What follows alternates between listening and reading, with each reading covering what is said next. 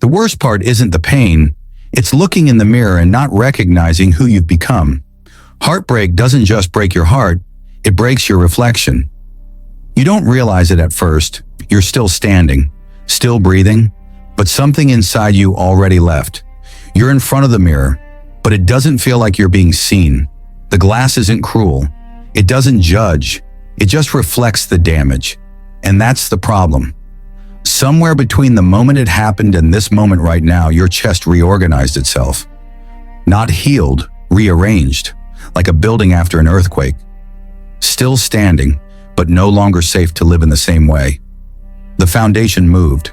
The walls don't line up anymore. You touch your face. It's familiar. It's yours. But the eyes looking back, those belong to someone who's been through something irreversible. Someone who understands silence in a way the old you would have laughed at. That's the feeling that wakes you up at 3 a.m. That pressure in your throat. The pain didn't disappear, it just changed addresses. Memory doesn't soften with time. That's a lie people tell because the truth is uncomfortable. Memory sharpens, it gains detail, it becomes louder in the dark. You don't remember the moment everything broke. You remember the moment before, when you didn't know yet, when you were still whole, when your reflection wasn't haunted. And there's a dangerous longing in that memory. Not to undo what happened. You know that's impossible. But to return to ignorance, to not knowing how much you could lose, to the version of you that believes some things were permanent. That loss lives under your skin. Quiet, persistent. The real heartbreak wasn't the separation.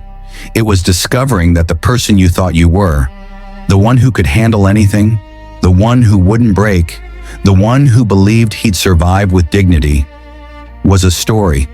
And when the moment came, that version didn't show up. You did. And now there are two of you living in the same body, the one from before and the one from after. They don't talk. They just take turns showing up at different hours of the day. The anxiety is never knowing which one you'll wake up as. Then something changes. Quietly.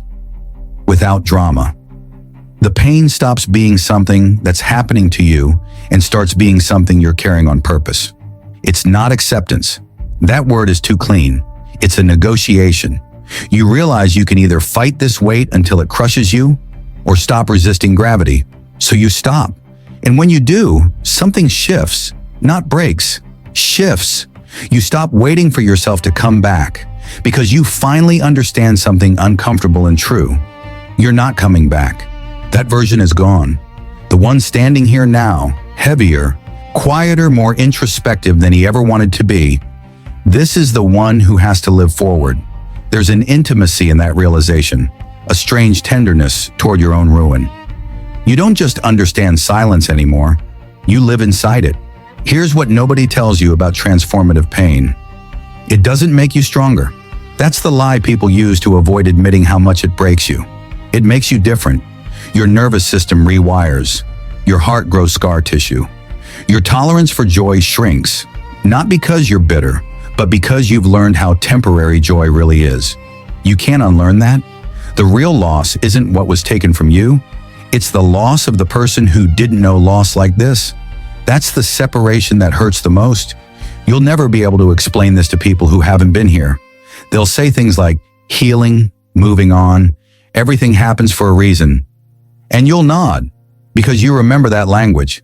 But you don't speak it anymore. You're an immigrant in your own life now, translating between before and after, never fully belonging to either. You've become fluent in longing. Nothing else. But something unexpected happens when you stop pretending. Not because you've healed, because pretending costs too much energy now. You let the damage show, and people recognize it.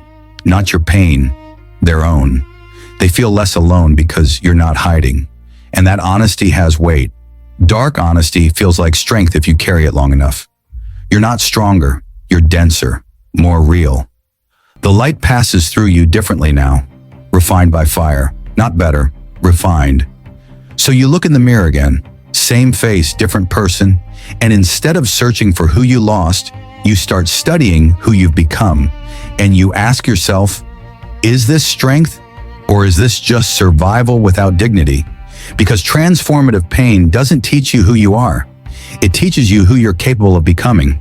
And standing there, staring at that stranger in the glass, you realize the hardest part wasn't the breaking, it's learning how to live as the broken thing and deciding if that's enough.